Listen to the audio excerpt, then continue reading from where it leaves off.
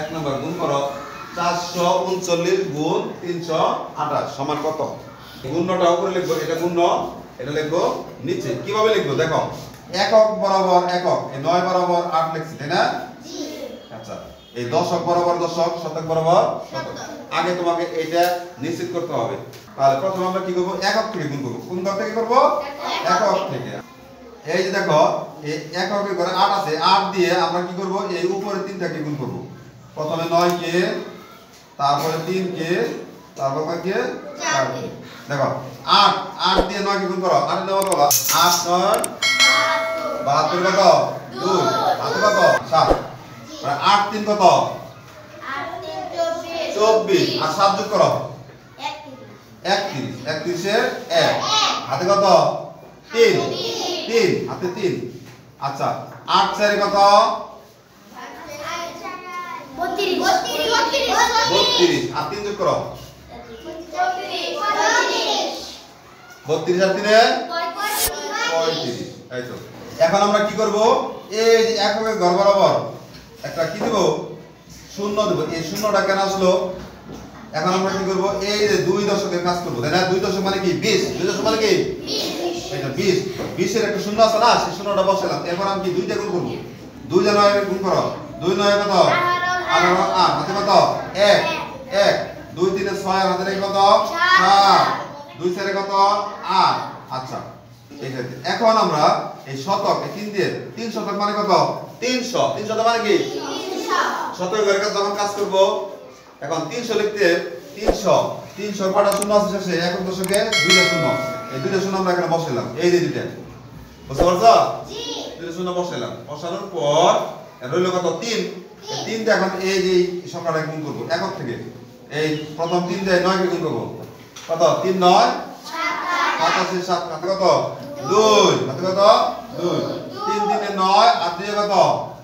11 11 1 হাতে কত? 1 3 4 12 হাতে রেখে কত? 13।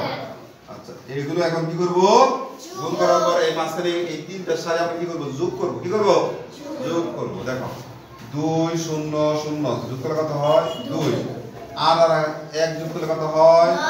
9 7 আর 7 যোগ করলে 14 14 এর পাশে 19 এর 9 হাতে 1 1 আর 1 যোগ করলে কত হয়? 2 আর 2 এর 10 আর 3 এর 13 আর 3 হাতে 1 3 আর হাতে কত?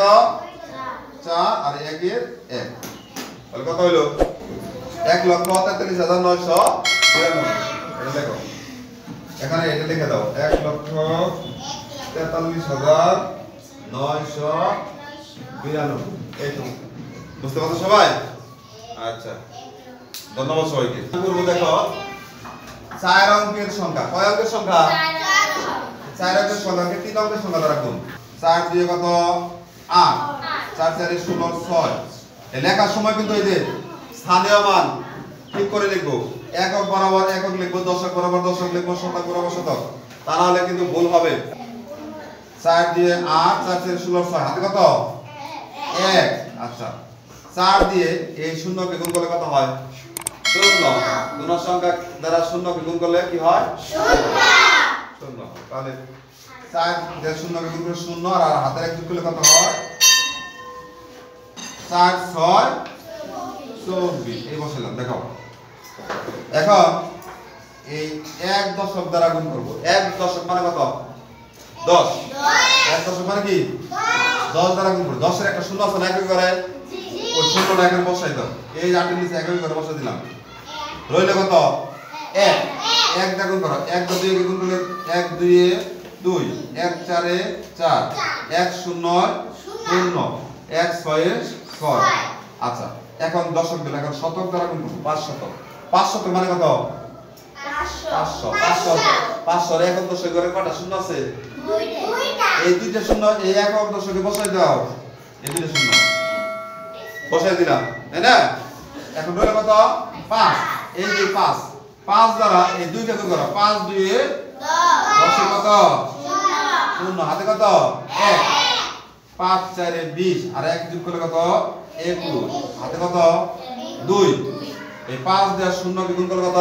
0 আর 2 যোগ করলে কত হয়? 2 5 6